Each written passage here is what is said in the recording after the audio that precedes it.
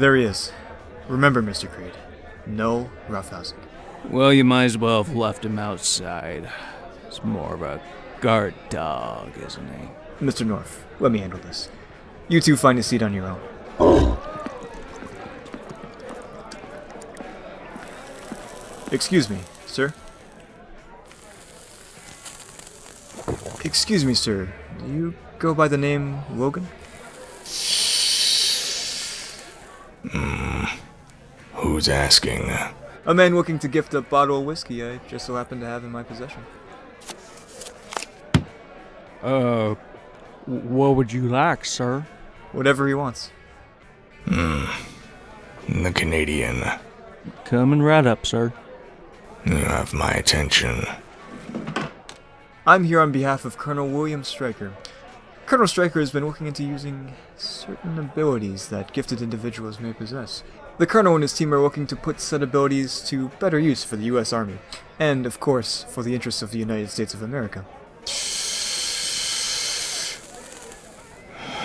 Special people with special abilities, huh? You wouldn't happen to be talking about one of them mutants now, would ya? If you prefer an alternative term for that, I can accommodate. But yes, I am especially looking to recruit mutants. Strike one. I'm sorry, I didn't quite... If you're looking to recruit certain people, then why come to me? What makes you so sure I'm a mutant? As I mentioned before, it is my job to find specific people. To find said potential recruits requires a thorough background check. With yours, Mr. Howard, I have found yours to be most intriguing. Howlet, huh? So, what else do you think you know about me? Well, I know that you're quite the warmonger, Mr. Howard. A patriot, I can't say for sure. But a fighter, there's no doubt about that. From what I've learned, you've been through quite the collection of wars. All the way from World War I to Vietnam. That's quite a resume.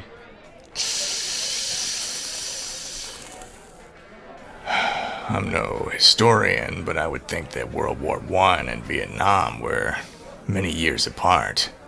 I would think that if I started back in the first W pairing, I'd be quite an old man, wouldn't I? For an ordinary man, I would suppose. But you and I both know, you are far from ordinary, Mr. Howard.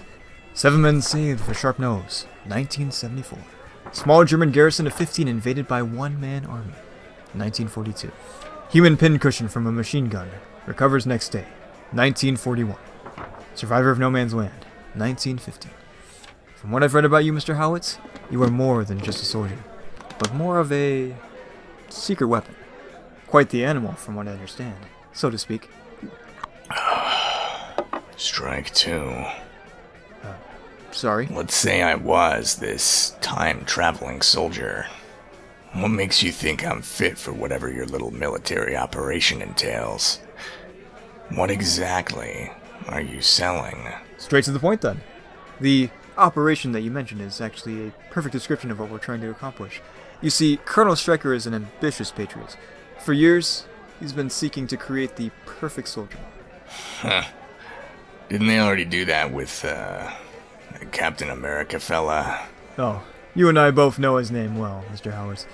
Even if you didn't know him on a personal level, I don't believe there's much use in denying your association with Captain Rogers in Berlin, especially when you posed with him. But, as I was saying, Colonel Stryker's team has recently come into possession of a very rare and very powerful element. His team has reason to believe that the bonding of human bone tissue and this very powerful metal is highly possible.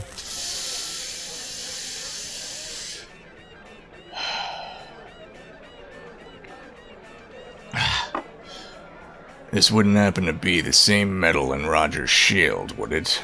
Well, Captain Rogers' shield was made of multiple metals. If you're referring to vibranium, then no. Our recent tests have shown that the use of vibranium has proven to be unsuccessful. However, there was another element that helped intensify the shield's durability. Adamantium. Precisely. Would you care to elaborate on your knowledge of the material? If it's a tough subject, Mr. Howard, there's no need to tell. Not tough, just personal. I can keep a secret, if you can. And what about your friends there? Well, don't worry about them. They're just bodyguards. Bodyguards, huh? A man like me possesses knowledge and secrets that certain organizations might like to have. Can't be too careful. I'm not exactly special like you, Mr. Howard.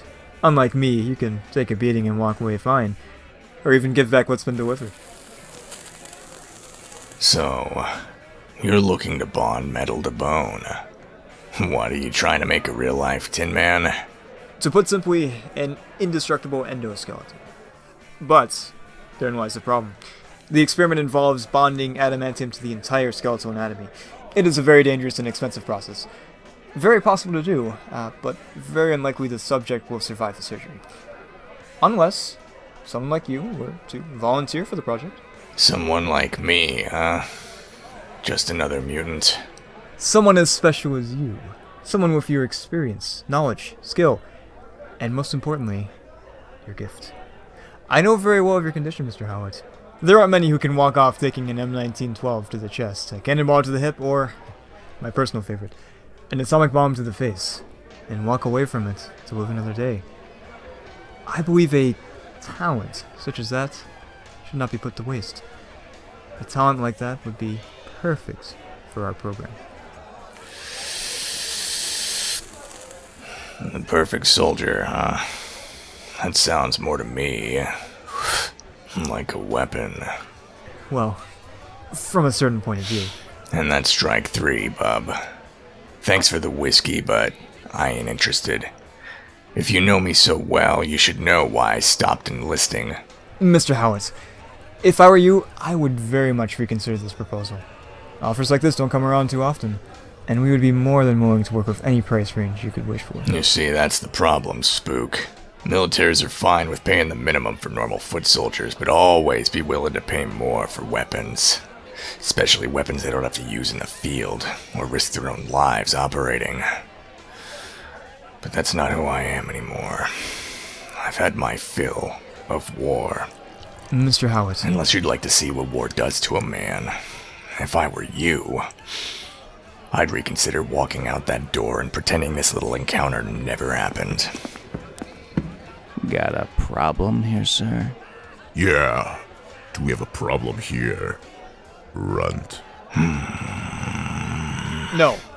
Mr. North, Mr. Creed, I believe we have the answer we were looking for. Thank you, Mr. Howard, for always cheering me out. I bet that's not all he hears. I think he also heard you pissing yourself all over the floor. Isn't that right, Wolverine? What did you just call me? Mr. Creed, please. It's time to head back to work. Attaboy.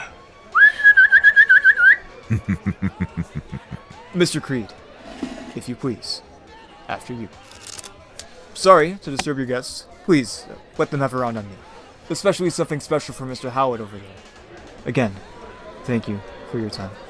It's Logan. Very well, Logan. Very kind of you, sir.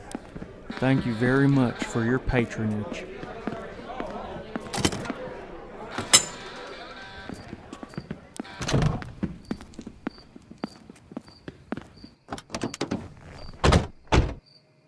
So, I'm gonna go out on a limb and say that he didn't take your offer.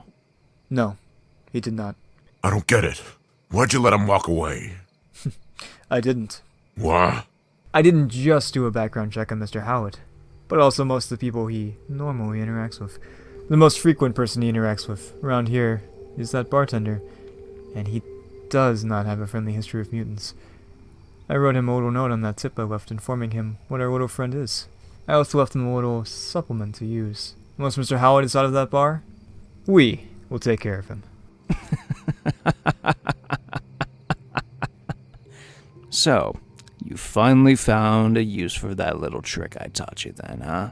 Indeed I did, Agent Zero. Indeed I did. And if we're lucky, we should see Logan coming out in the next 5 minutes or so.